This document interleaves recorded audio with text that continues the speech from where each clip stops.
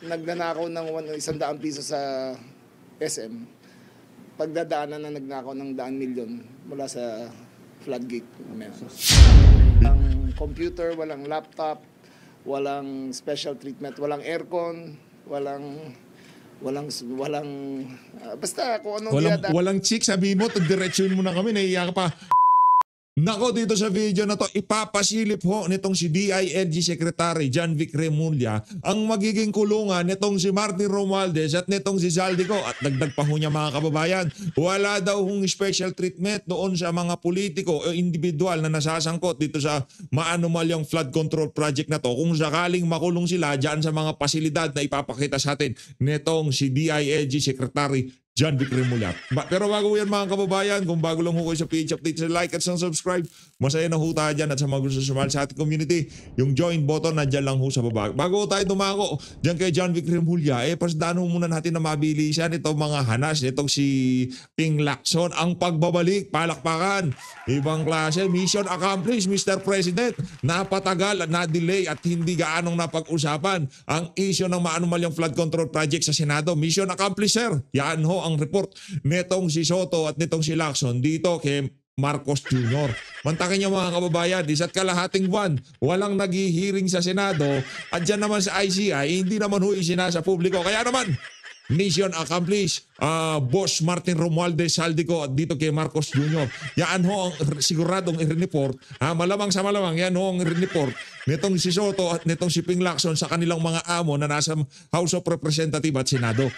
Isa't kalahating buwan ho, inaabangan ng sambayan ng Pilipino, Blue Ribbon Committee hearing, kaugnay dito sa mga anomalyang flood control. Talagang dinilay-delay ho nila, nakuha na lang nilang nag-break dyan sa Senado at House of Representatives, hindi pa rin ho napag-usapan. Ngayon ho mga kababayan, nakareses ho sila, talaga namang tinitignan nila kung paano ang pagtanggap ng sambayan ng Pilipino dito sa hindi pagtalakay ng mataas at mababang kapulungan dito sa mga maanumalyang flood control project na to. If elected again as Blue Ribbon Chairman on November 10, our hearing will resume on November 14. Palakpakan. Pambihira, oo. Diba? Estratehiya ho nila yan. Mantakin mo, ikaw na magiging chairman ng Blue Ribbon sa November 10, tapos magpapalipas ka pa ng ilang araw para mag-hearing. Ano yan, lokohan? Pambihira talaga to. Alam naman namin, ang endgame nyo dyan, talagang hindi mapag-usapan. Di ba? Hindi, kung pwede nga lang, huwag na kayo mag-hearing. Kaso hindi pwede. Hinahanap yan ng ating mga kababayan. Tama, mali. Ito, sabi dito sa report ng One News. Senate President Pro Tempore Ping Lacson said on Saturday that the Blue Ribbon Committee will resume its probe into alleged irregular flood control project on November 14 if he is elected chairman when the Senate reconvene on November 10. Palakpakan mo tayo mga kabayan. Strategy. Mahigit isang buwan, magdadalawang buwan, hindi ko talaga nila tinalakay ang issue ng mga anual yung flood control. Kasi yan ang utos sa kanila. Hindi naman para talakayin, hindi naman para pag-usapan. Ang ano nila yan, pahabain nila yung tipong puro, kumbaga sa korte, motion for reconsideration. Yan ang ginagawa nila. Di ba, nagmo-motion sila sa sambayan ng Pilipino. Ito, mag-iimbestiga din kami pero delay muna natin. Yan ang ginagawa nila dyan sa Senado. Diyan naman sa ICI, hindi pwedeng sa yung pribadong mga buhay nitong mga kongresistang kontratista at mga kontratista, mabubuyang-yang pagka isinapubliko natin. Di ba ang kakapal ng mukha nila? Nung hinihima sila ang pera ng sambayanan, okay lang ho sa kanila. Pero noong nagkabistuhan, hindi pwede. Hindi natin pwedeng pakita sa sambayanan kung paano natin pag-usapan ang pera ng ating mga kababayan. Di ba? Ganyan nung sila kakakapal ng pagmumukha. Eto, dito tayo. Yan tayo. Lipat na ho tayo. Ako makita yan si Boy Tago. Itong si Ping Lacson Boy Tago kasi para ho siyang ewan. Di ba? 5 sa 10 ka na nga tapos ipapabuti mo pa ng 14, talagang pinapatagal nyo na lang. Ito, kung ginurako ng mga Duterte ang pera ng bayan during PRR this time, nasa ng mga bahay nila sa Ladiswala, helicopter, private jet, mga engranding bahay, bakasyunan at kung ano-ano pang senyales na lavish lifestyle, nasaan na? Wala. Di ba? Binibida nila nung panahon ni Digong, maraming pagnanakaw. Ninakaw nila yan, ninakaw nila to. Si Sara, ninakaw niya confidential fund. Wala nga ho silang mapakita na ika nga lavish lifestyle dito sa mga Duterte na to. Yun naman nagbibintang, anak ng Petrang Garabata, mga congressman, mga senador lang, pero yung buhay nila, daig pa mga prinsipe at prinsesa. Pambihira talaga. At meron nung revelasyon itong si Ombudsman Boying Remulla. No, nung nabasa ho natin to, tayo ho iika nga natuwa kahit po paano, di ba? Ano naman ho tayo mga kababayan? Ika nga hindi naman ho tayo kagaya ng mga pinklawan at dilawan na pagka yung mga kalaban nila sa politika o kulang na lang pag nasahan ho nila na magurgur yung mga yan. Pero tayo dito nung nabasa natin to, siya naman talagang ang kalusugan nitong mama na to okay na okay, no? At sana yung kanyang sakit hindi na bumalik kasi mahirap yung mga ganyang klaseng sakit, bumabalik yan. Ombudsman Jesus Crispin Remulla has revealed that he was diagnosed with leukemia after undergoing a quadruple bypass heart surgery in 2023. Kung okay na ho itong si Ombudsman Boying ngayon, di palakpakan, no? Di ba? Ano yan? Hindi ho tayo kagaya ng mga pinklawan at dilawan dyan na pagka yung mga kalaban nila sa politika, kulang na lang isumpa nila, pagnasahan nila nung kung ano-anong paghihirap sa buhay, di ba? Ano ho yan, kalusugan yan. Kung ano man ang kasalanan nitong si Boying sa kanyang trabaho, pagbabayaran niya ho yan pagdating ng panahon. At gusto ko, pagka pinagbayaran niya yun, nasa maganda siyang kalusugan. Ayaw ko siyang magkasakit, ayaw ko siyang mapunta ng ospital. Gusto ko kung ano yung mga karampatang kaparasahan, sasaluhin niya ng buong buo talaga. Pagka presidente na si VP Sara, siyempre. Ito na mga kababayan, ipinasili po nitong si Secretary John Vic Remulla yung mga posibleng pagkulungan nitong mga magnanakaw na congressman. John Vic, pasok! Naku, yan ayos yan grabe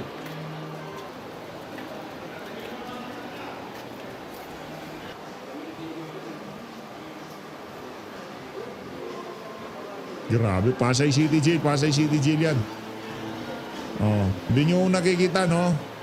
Kasi, yan, nakikita nyo na yan grabe naman yan. Bakit po kayo nagpunta dito sa Pasay? Ayon sa batas kasi, ang salary grade 26 pababa ay RTC. Ang district engineer, sa akin pagkakaintindi, ay salary grade 26. Pwede naman silang i-charge sa Pasay, pwede sila i-charge sa Mindoro, pwede sa Bulacan, depende kung saan nangyari. Pero sa aking palagay lang, dito sa Metro Manila para makover ng media kung ano nangyayari at makita ng tao. So kung dito sila, inahanda na namin tong Pasay City Jail para sa mga accused. Diyan. Bakit po sa Pasay, Sec, mas konti para mga nakakulong? Hindi naman. Actually, it was built for 100 pero ang laman niya 960. Pero ang maximum nalagay dito is 1,200. Pero this is a possible venue kung saan mangyayari. At kung dito ilagay yung trial nila, ay dito sila ikukulong sa regular jail. Ano po yung so far, nag-ikot po kayo sa taas, ano po yung mga nakita po? Okay naman. Well, masikip. Pero tinanong ko yung warden yung incidence of violence, mababa naman. Ang incidence of disease, mababa naman. So, mahigit lang. Naman pala napakagandang balita niyan para dito kay Martin Romualdez at dito kay Zaldico. Mababa naman pala yung violence diyan mababa pati yung yung mga sakit-sakit. Ayos. Dapat diyan sila ikulong kung sakaling mapatunayan na meron silang pananagutan dito sa mga maanumalyang flood control project na to. Tsaka masikip talaga, kaya tiis-tiis tayo doon. Tiis-tiis. Yan. Sir, Tiis pogi yan. Grade 26, saan sila sir pwedeng Ang Sandigan na magde-decide nun, ang in-offer namin payatas, Quezon City Jail. May iba po ba kayo kinoconsider na city jail aside sa Pasay? Ang Manila City Jail kasi is under Bucor. Hindi sa amin yun So, either Pasay, kung sa Manila, ang Bucor, ang DOJ ang magde-decide. Kung Pasay, kami nang mag-offer ng space. Sec, may timeline na ba kung kailan meron? Yung ombudsman siguro tanong nyo dyan, sila ang makakaalam. Ang trabaho ko lang dito ay maghanda ng lugar para walang magugulat. At nilagay ko na yung strict guidelines No special treatment kahit kanino. Walang special treatment tayo. Nako, Sino sa regular na mga cell lang? Regular cell, walang cellphone. excited na ako dyan. Walang special treatment Pag nandyan na si Martin Romualdez, walang special treatment sa kanya. Pag nandyan na si Zaldico, yung si Stella Kimbo, yung si Grace po, walang special treatment ha. Lahat ng magnanakaw sa pamahalaan kung sakaling mapatunayan. Hindi natin sinasabing ika nga, di ba? Pag napatunayan, nakakulong sila dyan, walang special treatment. Kung ano yung ginagawa nila sa mga ordinaryong inmate, dapat ganun din. At kung sakaling ika nga magkasakit-sakit na, pulmonya na sila dyan, walang hospital arrest ha. Walang nga kayo, huwag kayong mag-hospital arrest dyan. Walang computer, walang laptop, walang special treatment, walang aircon, basta kung anong Walang chick, sabi mo, diretsuin mo na kami, naiiyak ka pa. Walang mga sexing babaeng pinapapunta dyan kagaya sa House of Representative, di ba? Walang ganon. Di, bisita nila yon. Mga magagandang babaeng pinapapasok nila sa mga opisina, bisita nila yun eh. Diba? Pagka nakakulong na sila dyan, wala na rin ganon. Wala nang chainsaw. Nagnanakaw ng 100 piso sa SM. Pagdadaanan na nagnakaw ng 100 milyon mula sa floodgate. So, kasama nila yung... Yan, sinasabi ko. Kung anong pinagdadaanan nung nagnakaw ng 100 piso sa SM, yun din ang pagdadaanan nung nagnakaw ng 100 bilyon sa pondo ng sambayanan. Ako, sa tingin ko, John Vic ka, hindi gusto ni Marcos Jr. yung tono mo na yan. Baka pag nakita kayo, sasabihin niya, parang di mo alam yung pinagsasabi mo. Nakailan po ba yung kasama nila doon sa isang... Siguro 100 to a room. Wow! 50 to 100 to a room. Wow, ayos. Yung pero ako bibigyan ko naman ng yung si Boying Raymond, yan si Martin Romualdez. Bibigyan naman natin ng liwe yan. Siyempre medyo malaking tao kahit na medyo pumayat na siya ngayon. Yung isang kama, dahil naging speaker yan, sige na, dapat pantay-pantay lang, baka gulpihin siya dyan sa loob, no? Pagka, di ba, kinuha niya yung 2 higaan. Di pwede yun. More than 13 po yung... 13. So mga almost 100 to a room sila. Sag, bukod dito sa Metro Manila, may tinitingnan pa rin kayo sa ibang lugar? Tingin ko kasi dapat ang trial dito sa Manila eh. Dapat makover ng media yan. Hindi pwedeng hindi dito eh. Dapat dito parang coverage at yung tao magagalit kung hindi dito eh. Dapat makita nila nangyayari lahat eh.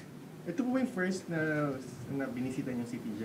Hindi, yung Quezon City ang nauna ko. Oo. Basta ang main message namin dito, kailangan handa na kami lahat. Kung ano man mangyari, hindi magugulat ng DILG sa conviction, indictment pa lang to. Ang conviction kasi sa maximum security na sila ilalagay. Thank you, Secretary. Ayun na nga mga kababayan, dito sa bahagi ng video natin na to, naku. Itong si Jing Paras at itong si Ado Pagninawan at itong si Eli Saludar, meron ho silang na-discover. Ano naman na-discover nila na yan? Sabay-sabay ho nating malalaman. Ito ho ang video nila mga kababayan. Kayo ay nasa iparas kay paras. Nako, iparas At kay paras yan. itong lingkod, Ado Pagninawan, nagbubugan ng pagbati para sa aking kaibigan na si Eli Saludar Ay magandang araw po sa ating lahat. at sa ating sekretary. Ang lupit talaga ng boses. Ito, pinakamagandang boses sa kanila yan, si Sir Eli Saludar. Malupit yung boses, malupit. Magandang hapon po. Ito, medyo cute ang boses nito. Parang Tweety Bird yung boses. Kababayan muli. Ito na naman, lalo na po yung mga ating mga kababayan, mga mahal nating mga kaibigan, mga kamag-anak na nakatira sa mga far-flung provinces. Na siyempre, taon-taon, may mga anak silang lumalaki na at papasok na sa eskwela. Can you imagine pare, one classroom, 50, 60 katao, 60 kabata ang because there is lack of classrooms. Parang For the year 2025, there were 1,700 classrooms slated to be built and delivered before the end of the year. Tsaka may budget yun, Sek, ha? Oo. Kasi pasok yun sa 2025 budget. Yes, pasok sa 2025 budget. Pero look, what's going on? Ha? Mabuti na lang na nabanggit ni, ano ba to, si Gatchalian, ano? Hindi, si Bam Aquino. Si Bam Aquino. Yun sa committee niya. Si Bam Aquino, sa committee niya on education, Basic education. tinanong niya ang DPWH. Medyo reluctant pa magsagot si Vince kasi wala Hindi siyang alam. makapaniwala Oo. Sabi niya, totoo ba ito? Siya, bago niya, tinagot. Tama. Ano naman ito? Siya mismo was surprised. He is the secretary now of the Department of Public Works and Highways, and he was even astonished for the data in his hand. Out of 1,700 mga kababayan, only 22 has been finished, 800 is still ongoing, and 800 has not been started. Oh, can you imagine that?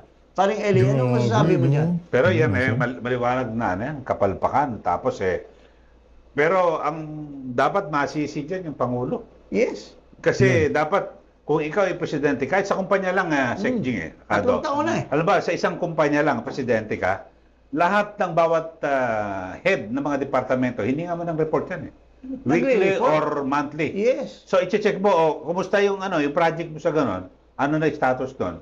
Can you Umabot ng imagine, October, ang wala. magatuklas pa, si Bam Aquino pa, imbis siya na yung nag-divulge na sinabunan niya yung bunuan na yan. At saka yung Anggara na yan. Yun ang responsible. Pero kasi, Sek, yung sa DepEd, wala sa kanila yung sa construction Wala. DPWH lahat. Tapos ang matindigan. Pero kung ikaw ang secretary, dapat pinomonitor mo. Hindi ba? Before Bam Aquino gets to know about it, dapat alam na yung Anggara yan. Kung bobo yung Pangulo mo, it's his call. Pero pinaabot mo sa kanya. Kung ako si Anggara, minomonitor mo yung progress ng kasi ikaw may responsibility sa mga maestra, sasabihin ng mga superintendent of schools or kung sino man yan, sir, kasi may mga meetings yan papatawag si Anggara, what's your report? Sir, dito sa classroom na naka-allocate sa amin wala pa pong nagawa. Di patawag ni Anggara yung mga undersecretary niya, bakit?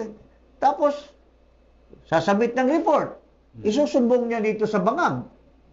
Pero nung sinusumbong niya, nakatunganga lang yung bangag, paano naman malalaman niya yung responsibility? Mismong si BP Sara, binabanggit niya, nagsusumbong siya kay BBM, pero walang ginagawa Walang ginagawa, nakatulala lang. Meron ako explanation dyan. Dali lang, Yung report na ibigay after 10:30 in the morning. Ano na? Wala na. Amoy alak na. Amoy alak na, naglalasing na. By 10:30, amoy alak na. Amoy alak na yan. So after 10:30 siguro, kung mayroong report na naibigay. Pero dito wala ba parang nagutan yung dating secretary? Dapat, alam mo, kung kasi parang ang implementing agency nito, si Bunuan, dapat yan ang hahabulin. Bakit ngayon parang nakalimutan na si Bunuan? If you recall, yung Bernardo, bata ni Bunuan yan, nagre-report kay Bunuan yan. One time na-meet namin yan ni Pichay, si Bernardo, dahil nagreklamo nga tinutulungan ko si Congressman Nograles, na bakit yung kanyang project, hindi na-implement or ang kanyang gustong mangyari na doon sa district engineer. So, kinausap si Bernardo, sabi niya, sir, kausapin ko si secretary. So, ibig sabihin, siya yung He calls the shots. Secretary Bunuan calls the shots. And I will not be surprised kung limpak-limpak na milyon yung kinikita ni Bernardo. Don't you think that Bunuan, di umano'y kasama din dyan? Pero bakit he's getting scot-free? Why is he not being investigated? Why is it that command responsibility lahat ito? Itong mga corruption sa Department of Public Works. The buck stops at the office of the secretary. Yan. Di ba? Paring Ado, ano masabi mo dyan? Ang problema, the office of the secretary connects with the office of the president. Oo. Kaya Kasi alter ego. pinuputol na yung ano. At ang balita ko, So, baka ibig sabihin, sige, pag sige. pinatawag si Bunoan, the next time mag-appear yan, baka naka-wheelchair na yan. Yan. Hindi na magsasalita. Pinilayan na. Pinilayan na. Parang si Saldi. So, ibig niya sabihin ni paring Ado, kaya nga inano si Bunoan, sideline, hindi na ano, It will connect. para Huminto yung na ron. mga ni Bernardo, hanggang doon lang kay Bernardo. Hindi nakakonect papunta doon sa mastermind. Ayun. Talagang matinik ang mga Matinik nagapaligid ang mafia. nitong mafia ni Marcos. Tsaka napanood ko yung hearing sa Senate. Bigyan mo, yung DPWH, 3.5 million per classroom ang budget nila. Pero pag pinagawa mo sa private, 1.5. Nilalagpas ng 1.5. Totoo yan. So, overpriced ng 2 million Overpriced. per classroom. Kaya nga sabi ni, with your respect, hindi naman perfect din ito si Congressman Libiste. Hindi naman din perfect yung nanay niya. Pero, he makes sense na dapat ibaba yung presyo. Ibaba yung presyo. Across the board. Kasi ang laki ng leeway kasi ng mga contractors Kasi yung ABC, yung parang doon babasihin yung bid price. Tinataasan na.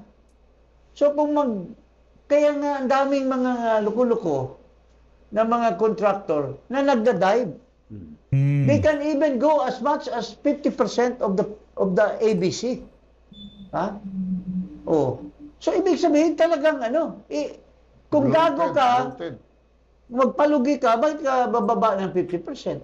Because ang laki pa ng leeway ng presyo. Dahil So, nakikinabang kasi. So they made it so much that talagang covered lahat ng mga kalukuhan.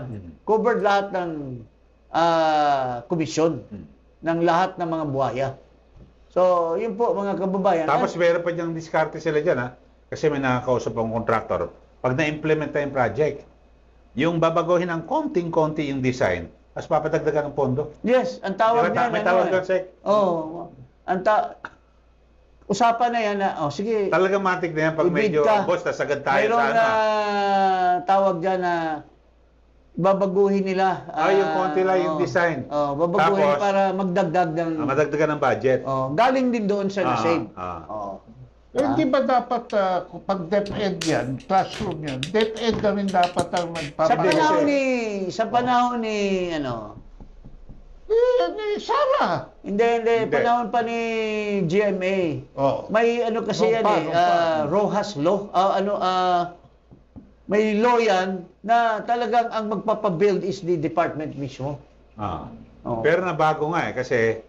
Kasi nga, 2025 elections, nagre-raise sila ng pondo. Pero dito talagang malaking kapalpakan. Tapos yung binabanggit ko rin sa housing.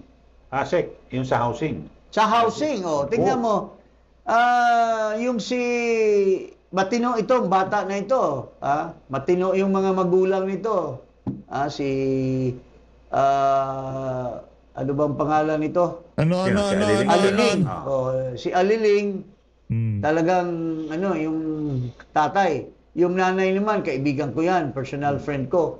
Yung anak nila, talagang pinag-aralan kung tanggapin ba niya o wala. O hindi yung kanyang posisyon. Kasi yung pinalitan niya, yun ang pinakakumag sa lahat. Kaya nga...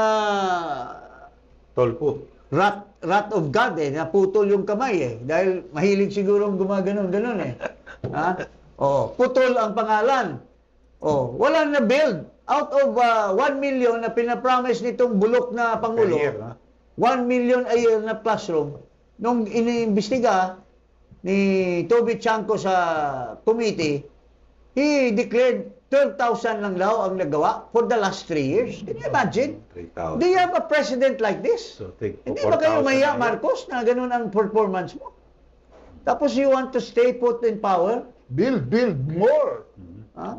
Tapos Model 20,000. more. Pero ito si Juan, sabi niya, I will not allow myself to be forced into something na hindi totoo. I can only build up to 2028, 300,000. Yung 300,000 lang. Hanggang So, yun ang 300,000. realistic na. Yes, that's the most realistic, sabi ni Aliling. Secretary Aliling. Hindi Pero- katulad nitong gumang na Ano nangyari doon sa 1 milyon ni Agusar? Wala, kaya nga natanggal siya. oh, Kasi inilipat ata sa Pasig River oh, Rehabilitation, di ba? dapat Posible kasi ilunod yun. na yan doon. Imposible yung 1 milyon kada isang taon na pabahay. Realistic pa tingin ko Kahit nga yung 50,000 mahirap-hirap ho yun. Totoo lang, 50,000. Mahirap po yun. Kung siguro wala na tayong problema sa education, wala tayong problema sa ibang infrastructure, kung problema na lang talaga natin yung pabahay, siguro realistic yung 100,000 per year. Yung matino hindi yung dadaling sa bukid yung isang komunidad, babakalasin nila dito, lalagay nila, magagawa sila ng pabahay, ililipat nila. Kasi yan kung meron kang patitirahin sa mga gagawin na yan, ibig sabihin meron kang huhugutin kung saan man, di ba? Kung gagawa ka lang ng pabahay sa isang lugar, nilalayo mo sila sa mga komunidad na kung saan kinalaksan nila, nandun na hanap buhay nila, hindi rin magtatagumpay yung mga ganong klaseng pabahay. Kung pagmamalaki nila yung magkakaroon tayo ng pabahay, 1 million kada taon, siya isang napakalayong sitio, napakalayong nayon, napakalayong kabukiran, hindi rin wala rin hong kwenta yon.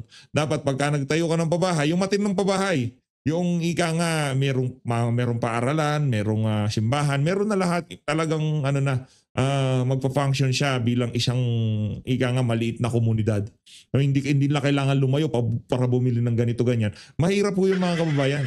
Hindi po yun yung 1 milyon kada taon kasi napakalaking kabalbalan. Yun nga 100,000 na pabahay sa loob ng isang taon hindi nga tayo sa tingin natin parang kung wala tayong problema sa ibang aspeto ng pamahalaan, corruption, wala tayong problema sa ganyan. Posible siguro kung yung buong gobyerno isang taon yun lang tatrabahuin nila. 100,000 100,000 lang ho yun, hindi 1 milyon. 100,000 pa lang yun. Wala na tayong problema sa edukasyon, wala tayong problema sa karsada, infrastruktura o kung ano pa man. Wala tayong problema sa ating bansa. Yung siguro mga natural calamities lang dumadaan, yun lang siguro, no? Yung mga lindol, mga bagyo, yun siguro mga problema natin yun. Pero overall, yun lang ang kakaharapin natin. Walang threat ng mga masasamang elemento, wala tayong problema sa droga. Yung 100,000 pabahay sa loob ng 1 taon, sa tingin mo natin malabo pong mangyari yun.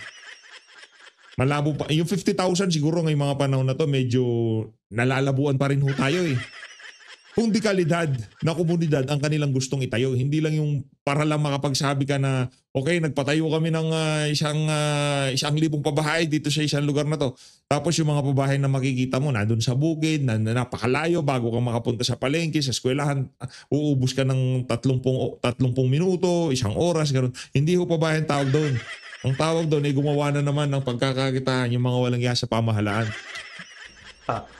Okay, pero dito naman tayo sa Senate Blue Ribbon Committee at mukhang may drama pa diyan Oo. Noong una nag-resign Mga bakla yata itong dalawa. walang gustong tumanggap. Oo. 'Di ba? Lahat Type inayawan. yata ni Ping si Soto, type ni Soto si Ping Si Pinky. Oo. Ha? Pinky. Anong storya dito sa dalawa? Babalik taro ulit na pagiging chairman itong Dami pang kaartihan nitong si Pinky. Ano naman mukha mong babalik? Wala ka nga nagawa. Dinivert mo nga hindi mo nga pinurso yung testimony ni Gutesa Hindi mo nga pinurso yung mga... Can you imagine, ang iniimbestiga lang ni Ping Lacson during his time, yung mga diskaya lang, at saka yung Robert, saka yung Bryce. Ang daming pera na nalustay doon sa mga ibang contractors. There were 15 contractors identified. Hindi mo pinatawag yung Guardiola. Hindi mo pinatawag yung Momo. Hindi mo pinatawag yung Sunwest. At saka mga iba pa. So, anong mukha mo, Ping Lacson, na babalik dyan? Ha? Para naman pagtakpan mo yung mastermind. Tapos, itong si Soto, anong sabi ni Marcoleta? Sabi daw ni Soto, nilapitan, tinext daw siya ni Cabral. Dapat siguro busisiin yung sagot ni Soto doon kay Cabral. Kung sabi ni Cabral, Senate President, mayroon tayo dito. Ay, huwag ka munang maingay. Diyan ka lang. Mainit pa. Gusto nating makita yon. At saka, this is nothing new. Kagabi, Ano sagot, I watched with some friends. Ito, may-ari ng big shot ito, may-ari ng isang pinakamalaking radio station. I think number 1 ito, number 2 yung stasyonan na yan. Sinabi sa akin, pare, ito palang Garjola, di umano kagano ni Soto. Ito yung... Kahut-hutan ba ng dila yan, ganon? Kahut-hutan ba ng dila yang ni Soto yan si Garjola? Body-body ni Soto. Itong si Edwin Garjola. Congressman. Dapat i-disclose mo yung friendship mo kay Garjola. One of the big six yan. Para hindi natin masabi na pinoprotektahan mo si Garjola dyan sa Senado, Soto. So dito, ano ba mangyayari sa Blue Ribbon? Kaya tapos dinadamay pa nila yung minority. Kasi usapin ng majority yan eh. Bakit Diba? naman bakit makikilang minority dyan eh? Wala naman silang... Bahala na Yung majority salpukan yan sila. Pero anyway, paano naman tayo magkaroon din ng chairman ng Committee on the Blue Ribbon? Kung ang SALN naman niya, kaduda-duda. May question. May question. From 58 million, 200 million, tapos negosyo lang daw. Dapat naman, i-disclose niya kung anong negosyo yan at makita naman ng BIR kung talaga bang kumikita yung negosyo na yan, di ba? Baka ito yung negosyo na... Smuggling ng simento? Semento. Baka yun. Malaki yun. Pero may ganyan pa sekta, no? Sa loob ng 3 taon, kikita ka Mga bastos! ng 200 million again. Okay, kung yung negosyo mo shaw-shaw, kita ka talaga. Ito kasi marami nagtatanong. Kung mag-declare ka ng SALN, ipakita mo kung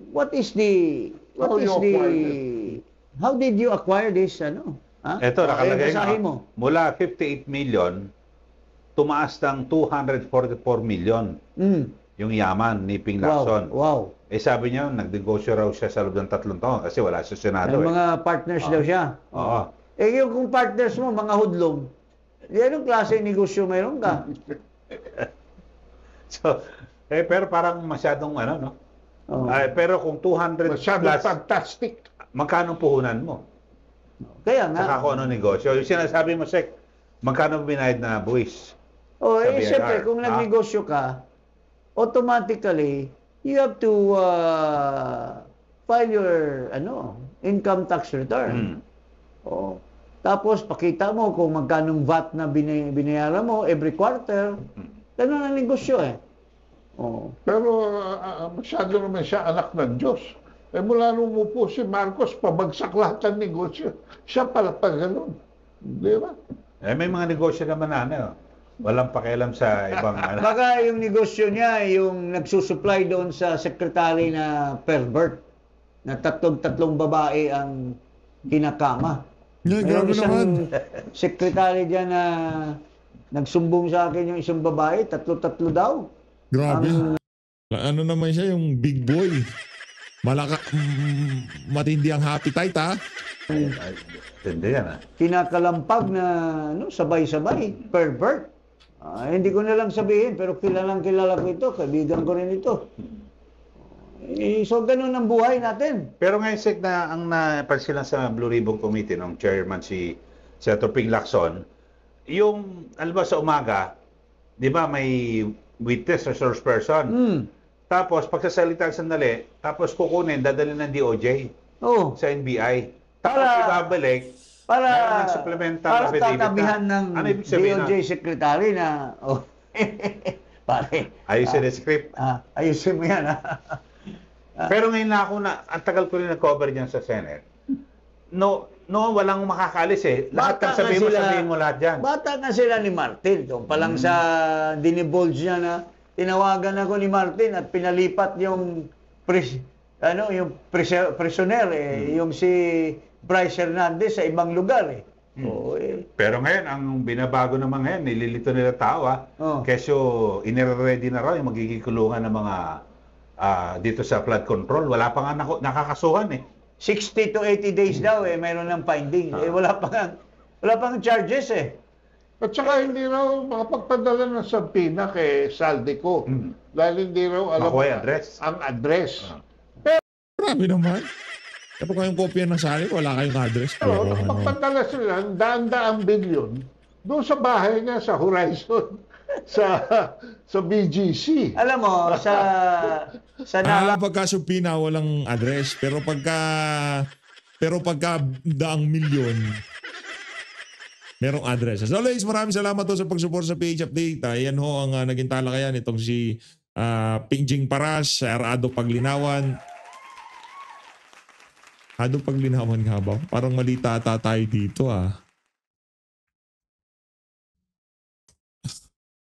Tama. Ado Paglinawan at itong si Sir Eli Saludar. Palakpakan! Maraming salamat po mga kababayan. Mag-ingat po kayo lahat. All natin Pilipinas. Championship po ngayon, MPL. Panoorin natin.